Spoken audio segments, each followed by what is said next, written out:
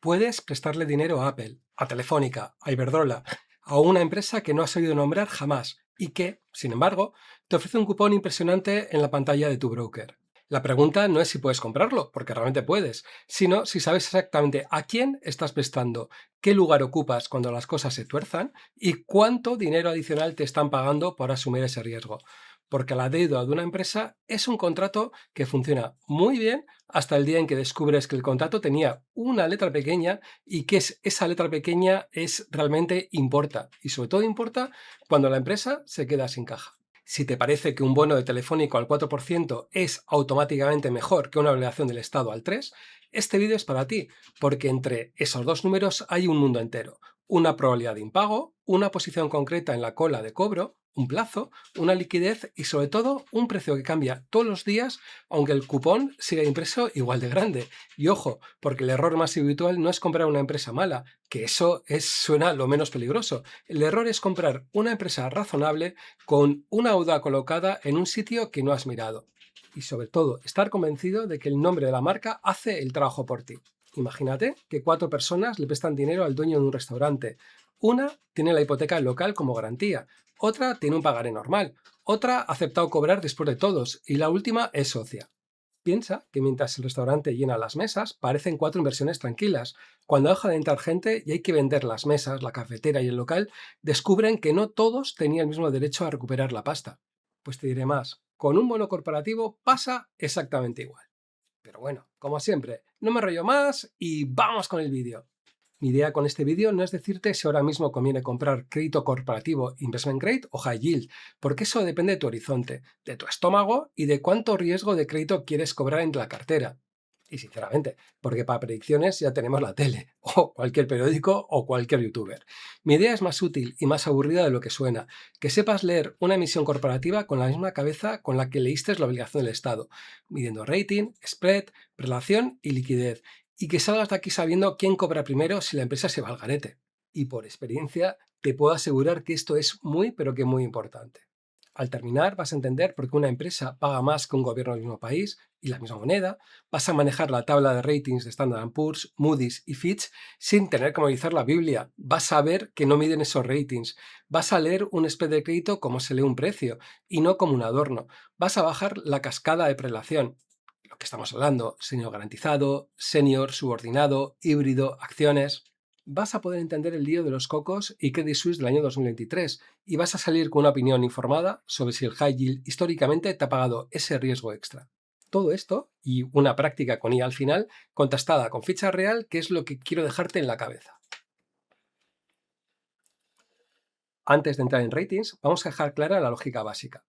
Un gobierno que emite en su propia moneda, recauda impuestos y tiene un banco central detrás, que por supuesto puede tener unos muy serios, claro que sí, pero normalmente tiene una capacidad de pago distinta de la que tiene una empresa. ¿Qué es lo que pasa? Que, por ejemplo, una empresa, Apple, no puede subir impuestos, Telefónica no puede imprimir euros, Iberdrola no puede decretar que todos los españoles le paguemos una tasa para cuadrar sus cuentas. Dependen de vender, de cobrar a clientes, de refinanciar vencimientos y de que su negocio siga funcionando. Por eso, cuando una empresa pide prestado, el mercado le exige un extra sobre la curva soberana que compense esa fragilidad adicional. Ese extra en el mercado de bonos se llama spread de crédito. Y al principio es una cosa un poco muy extraña y súper complicada, pero realmente es mucho más sencillo si lo bajamos a tierra. Por ejemplo, si el Estado alemán paga un 3% por un plazo parecido y una empresa paga un 4,5%, el mercado está diciendo que necesita aproximadamente un punto y medio adicional para prestarle a esa empresa. Después, por supuesto, ajustar vencimientos, moneda y la estructura concreta de ambos bonos. Piénsalo igual más fácil, como si fuera un seguro de un coche. Dos coches pueden recorrer la misma carretera, pero si uno duerme en un garaje y el otro lleva 5 partes al año, la prima no puede ser igual aunque los dos tengan volante y 4 ruedas. Ahora bien, y esto es importante, no comparas spreads como quien compare precios de cerveza en dos bares, porque hay que mirar que el vencimiento sea parecido, que la divisa sea la misma y que no estés mezclando un bono senior con un híbrido, que puede absorber pérdidas. Un bono de una empresa europea a 3 años no se enfrenta solo a la rentabilidad del Bund a 10 años porque te apetezca hacer una captura bonita. Se compara contra una referencia de curva equivalente. Y si realmente quieres afinar de verdad, contra un swap o una curva de crédito de su sector. En pantalla basta con enseñar una ficha real y hacer la resta con calma, pero la idea tiene que quedarte muy grabada. El cupón no es el riesgo, es el pago que el mercado exige por una combinación de riesgos. Y aquí aparece el primer matiz importante. El spread puede estrecharse, que es cuando el mercado se tranquiliza y acepta cobrar menos extra por prestar a las empresas, o puede ampliarse, que es cuando entra miedo y ese extra sube porque todo el mundo quiere más margen por asumir la posibilidad de impago. ¿Esto qué significa? Que, por ejemplo, en una crisis, aunque tu empresa siga pagando todos los cupones, el precio del bono puede caer porque su spread se ha abierto. No es magia ni es ninguna tradición del broker, es que el mercado está poniendo un precio mayor al riesgo. Para ordenar ese riesgo existen lo que se llaman las agencias de rating. Principalmente hay tres: Standard Poor's, Moody's y Fitch. No son oráculos, ni policías, ni entidades públicas que garanticen absolutamente nada. Son empresas que emiten una opinión sobre la capacidad de un emisor o de una emisión concreta para pagar sus deudas. Standard Poor's y Fitch usan una escalera que va desde AAA, en mayúsculas, hacia abajo, mientras Moody's habla de A mayúscula AA, y así sucesivamente. Pero la traducción práctica es muy parecida. En la parte alta tienes emisores con una solvencia considerada muy fuerte, después llega el grado de inversión y al cruzar la frontera del triple B menos o Baa3 hacia BB o BA aparece lo que el mercado llama high yield, que en cristiano quiere decir que ya te están pagando por asumir una probabilidad de problemas e impagos bastante más visibles. No se trata de memorizar las letras como si fueras a opositar a gente de rating. Memoriza la frontera. Triple B en menos de Standard Poor's y Baa3 en Moody's, ese último escalafón de grado de inversión, y BB más o Ba1, que es el primero de High Yield. Quédate simplemente con eso. Esa raya es muy importante porque muchos fondos de pensiones, aseguradoras y mandatos institucionales tienen a rajatabla prohibido o muy limitado comprar deuda que cae por debajo de investment grade. Cuando un inversor pierde ese escalón, los llamados fallen angels, no solo se encarece su financiación futura, pueden encontrarse con un montón de vendedores forzados, aunque el negocio no haya cambiado de una semana a otra. Y cuando pasa ahí sí que hay volatilidad y de verdad. No es que sea algo extraño, hay una volatilidad realmente extrema. Pero ojo, una calificación no te dice todo lo que necesitas saber, no te dice a qué precio debes comprar, no te asegura que el bono vaya a subir, no te evita el riesgo de tipo si el vencimiento es largo y tampoco sustituye leer si tu bono es senior o subordinado. Una triple A comparada con un TIR ridícula puede ser peor decisión que una triple B bien pagada y de vencimiento razonable. Porque invertir no consiste en adivinar quién va a quebrar, sino en pedir una compensación que tenga sentido por cada riesgo que estamos asumiendo. Piénsalo como que el rating es como la ITV del coche. Que le pases no significa que podamos tener alguna sorpresa muy gorda, pero no te dice cuándo vas a pagar por el seguro, si el precio de compra era bueno o si el conductor va a estrellarlo mañana. Las agencias, además, tienen un defecto humano. Suelen mirar con información publicada, modelos y conversaciones con la compañía. Y en los giros rápidos del ciclo, que pasan, pueden llegar realmente tarde. Y eso es lo que pasó en el año 2008.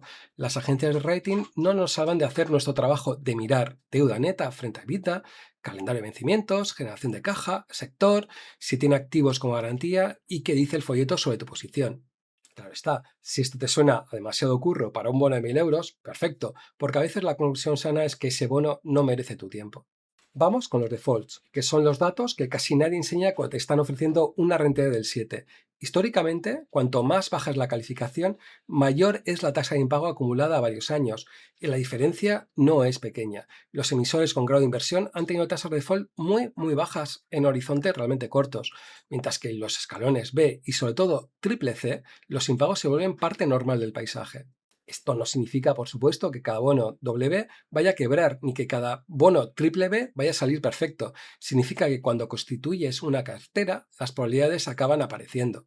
La otra mitad de la película es la recuperación. Si una empresa incumple, no siempre pierdes todo, porque puede haber activos, flujos o una reestructuración que deje algo para los acreedores. Pero ¿qué es lo que pasa? Que lo que recuperemos depende mucho de dónde estábamos sentados. En deuda senior garantizada hay activos comprometidos como colateral. En senior no garantizada tienes una reclamación general sobre la empresa. Después viene la subordinada, luego híbridos como algunos perpetuos y al final las acciones. ¿Qué es lo que pasa? Que cuando repartimos una tarta que se ha quedado pequeña, primero cobran unos, después otros y los últimos pueden ver cómo la tarta ya directamente no existe. Es pero que muy importante saber qué tipo de bono estás comprando y no te quedes que estás comprando un bono de Telefónica solamente. El tipo del bono es, te diría yo, mucho más importante de lo que la mayor parte de la gente parece. Por ejemplo, Un caso muy didáctico fue Credit Suisse en el año 2023. Cuando la entidad fue rescatada mediante su venta a UBS, los instrumentos AT1, que son también llamados COCOs perpetuos, fueron amortizados por completo, mientras que los accionistas recibieron una contraprestación en la operación. Mucha gente, yo entre ellos, se llevaron las manos a la cabeza porque habían aprendido la regla simplificada de que las acciones siempre van a cero antes de que los bonos, pero los AT1, los AT1, no son bonos corrientes, son capital regulatorio bancario diseñado precisamente para absorber pérdidas en determinadas circunstancias, con cláusulas muy específicas y un orden que depende de la regulación y de la documentación. Otros inversores, que también tenían otro tipo de bonos de Credit Suisse, no les pasó absolutamente nada y recuperaron todo su dinero. La lección a aprender es muy, pero que muy clara. No podemos comprar un bono sin saber qué botón de absorción de pérdidas tiene debajo. Un AT1 puede ser perpetuo, puede permitir al banco cancelar cupones y puede convertirse o amortizarse si se activan determinados eventos. Así que compararlo con una obligación senior a 5 años porque ambos muestran una TIR es como comparar un paraguas con un chaleco salvavidas, porque los dos caben en el maletero, pero poco más. Recuerda que es muy, pero que muy importante leer la documentación. ¿Por qué? Porque si no la leemos no vamos a entender las reglas del banco y si hay una pérdida grande no sabemos qué leches puede pasar con nuestro dinero. Ahora vamos a la eterna discusión entre investment grade y high yield. El grado de inversión suele pagar menos porque la probabilidad esperada de impago es mucho menor y la liquidez suele ser mejor, mientras que el high yield ofrece más cupón porque hay más riesgos de negocio, por supuesto, de refinanciación y de recuperación baja. La gran pregunta, ¿compensa históricamente ese riesgo extra? Pues a veces sí, a veces no.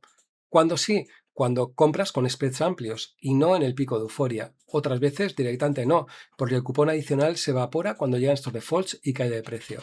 La pregunta útil no es si high yield es bueno o es malo, sino si el spread que te dan hoy paga de verdad los impagos esperados, los costes, la liquidez y el hecho de que quizás no tengamos estómago para aguantar una caída del 15 o del 20%.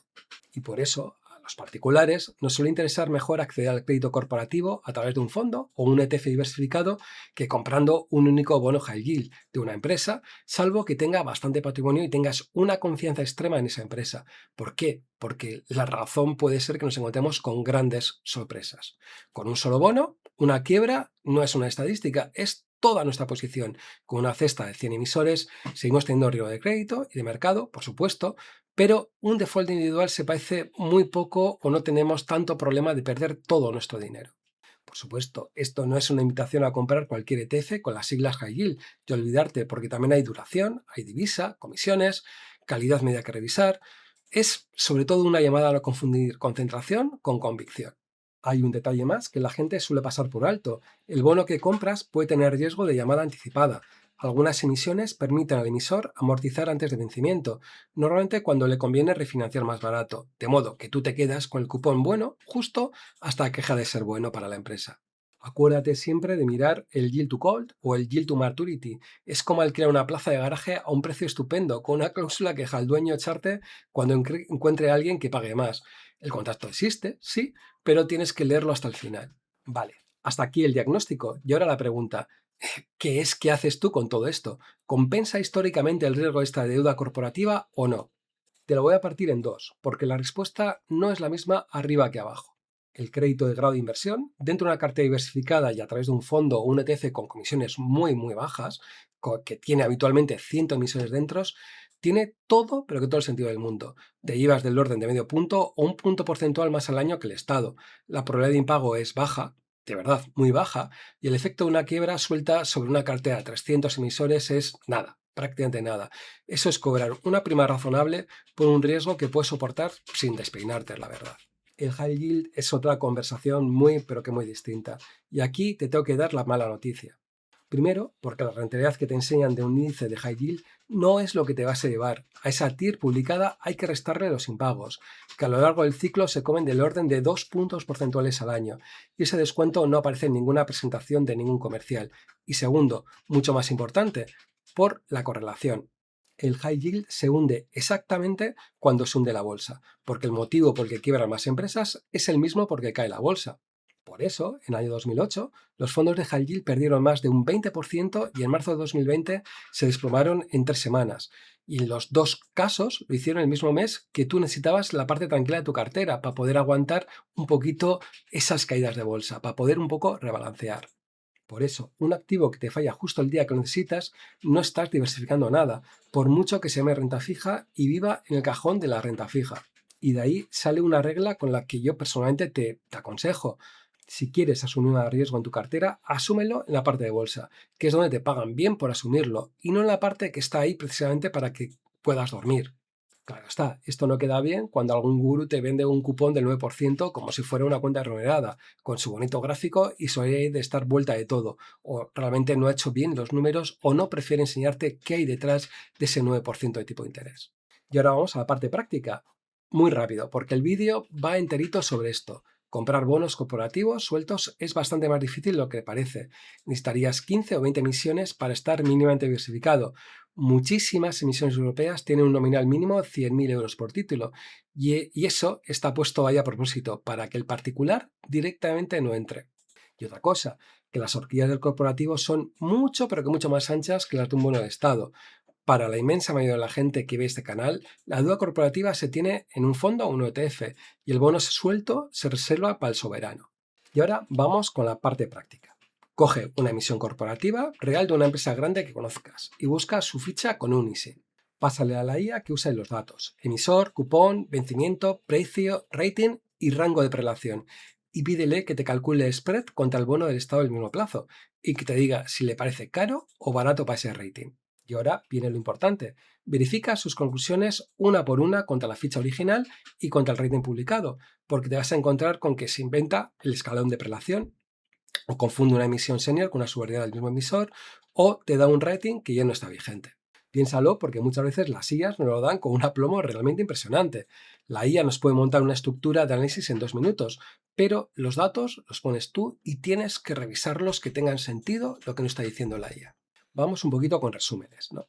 Una empresa te paga más al Estado porque puede desaparecer, y ese más se llama spread y se descompone en pérdida esperada, prima por incertidumbre y prima de liquidez. El rating ordena a los emisores por probabilidad de impago y lo hace razonablemente bien, pero no te dice si está caro, ni te avisa de la duración, ni te salva de la divisa, ni llega muchas veces a tiempo cuando hay muchos problemas.